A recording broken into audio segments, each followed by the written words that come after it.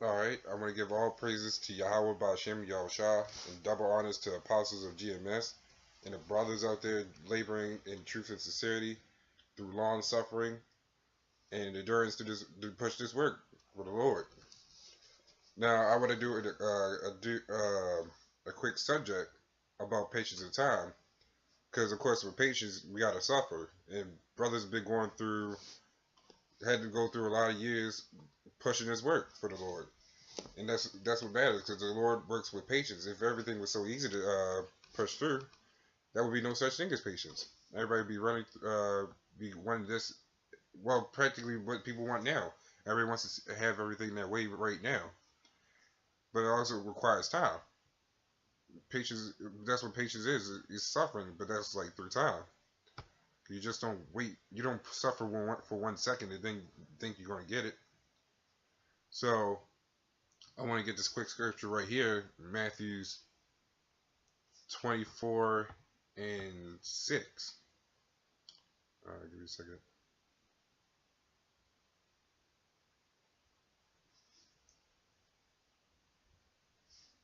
Because these days people want to protest, wants justice and all this other stuff.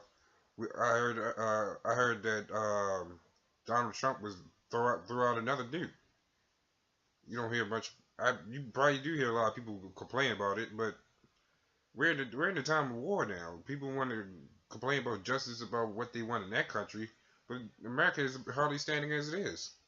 What could America actually possibly have to offer now that we're going to war? Now this is let's see, Matthew's 24 and 6. And ye shall hear of wars and rumors of wars, which we're hearing today, because we already had many wars, but now we're going to have the third great war of America, and we're already hearing rumors that we may already go to war. It's already being pushed now. See that ye be not troubled, for all these things must come to pass. And like I said, that's through all through the Lord, because He sets up everything. He sets up how everything must be brung up and must be brought down. The same as every other great kingdom, except for His kingdom. His kingdom ain't going to go down. Esau is going to stay in slavery forever. But the end is not yet, which means the end is not here yet. So we still have to be patient about these wars, because we know we hear them, and if when we see the wars, we still gotta be patient through brothers that, of course, that won't end up in the wars, the elect. So it's always actually, when you read the scripture Ecclesiastes 3 and 8, it even tells you it's a time of love, a time to hate, and a time of war, and a time of peace. The time of love and peace is already gone. That's already been done away with. Now it's a time of hate and war. And as I read in the other scripture, we may hear wars and rumors of wars, which is already happening today. So it only makes sense because we don't fear Esau's or this world's military might, as they so-called say. We fear what the Lord can actually do to us. But hearing these wars or rumors of wars, that just shows that we're one step closer to coming out of this place. And, okay, so I got another scripture right here called James 4 and 1. Let me see. From whence come wars and fighting among you? Come they not hence? Even of your lust that war in your members? And I'm actually going to keep reading. Ye lust and ye have not. Ye kill and desire to have and cannot obtain. And that's what Esau does, going through other countries. Actually, that's what through every war in life in general. Through history, there's been wars. That's how we gotta conquer. But that scripture specifically is talking about ye lust and have not, ye kill and desire to have. Pretty much, what we pretty much want. Pretty much that we want the kingdom, but we cannot have it yet. We kill actually in not even our own neighborhoods. Actually, niggas want to claim something like a coke, crack, a neighborhood, but they can't attain it. So they want to kill the other niggas that try to get to it. It's the same way with us. We want to kill Esau to get our kingdom, but we can't attain it yet without the Lord, and that requires patience in itself. So we can't be always nitpicky or choosy or when we want to have something. We always want. Of course, we want to get out of this captivity now. There's no doubt about it. But of course, that's not how the Lord sets up everything.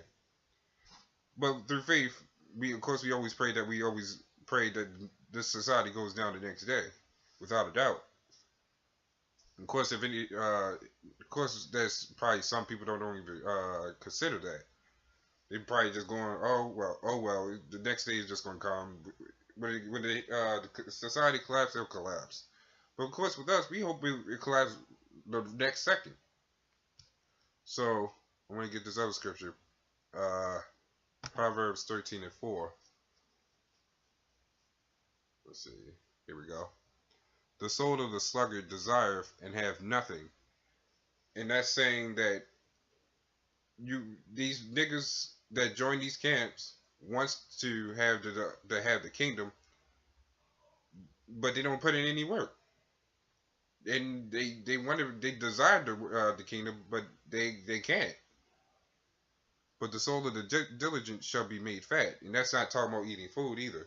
Of course, with the brothers, they understand that scripture, but the soul of the diligent, the ones who are patient, the diligent pretty much says patient. You're long suffering, and that pretty much being made fat is that we will get the kingdom. Of course, if we're the elect, but that's only if we're diligent enough and we pray long enough by showing our works to the Lord. Because of course we want this kingdom now. Because we tired of Esau. We tired of what we had to go through to wake up every morning, going to work, go to school, daycare, these women. Everything in this society is completely backwards. And that's not the way how it should be. But leave it to Esau to mess up everything. But of course, that's the Lord set that up. So there's nothing we can do about that until he comes back. And actually, I'm going to get another scripture right here. I just found this one. This is Galatians 6 and 9. Let's take forever. There we go. Actually, I could get another one. Because honestly, who wants to go on through this life? I mean, of course, we got niggas that want to go every day about money and all this other stuff, but how's that actually benefiting them? But of course, that's what the Lord set up. What was it? 6. The same thing. It's too slow. Oh, crap. Okay, here it is. It's Galatians 6 and 9. Alright. This is Galatians 6 and 9. Salaki for the it's kind of slow. And let us not be weary in well doing, meaning don't get tired for doing what's right.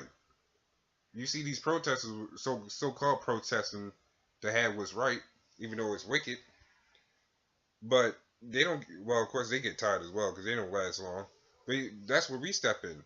We're supposed to be out there protesting for the Lord because we want what's right. We shouldn't be getting tired because days go by and nothing's happened. We see things happen every day through prophecy, even if it's just the smallest thing.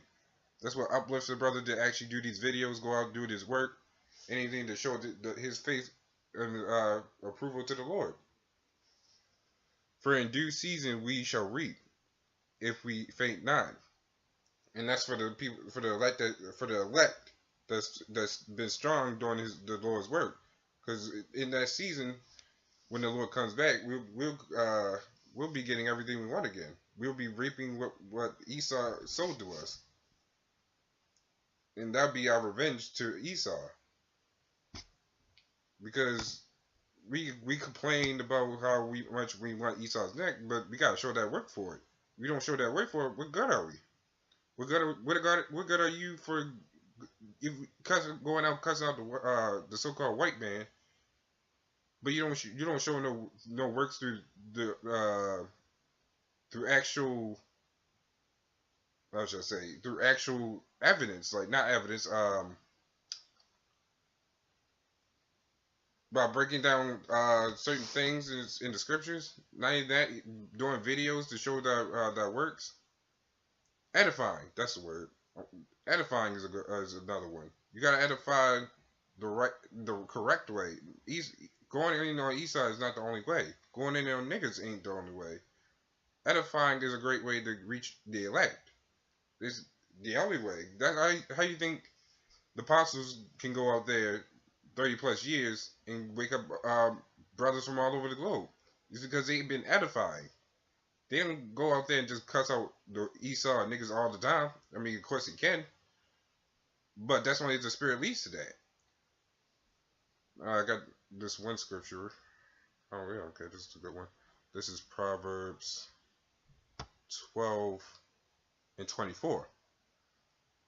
The hand of the diligent shall bear rule, which means the people that's been the elect that's been suffering shall be the ones ruling the kingdom, or be ruling, pretty much bringing the end to this place, of course, with the Lord, by the way,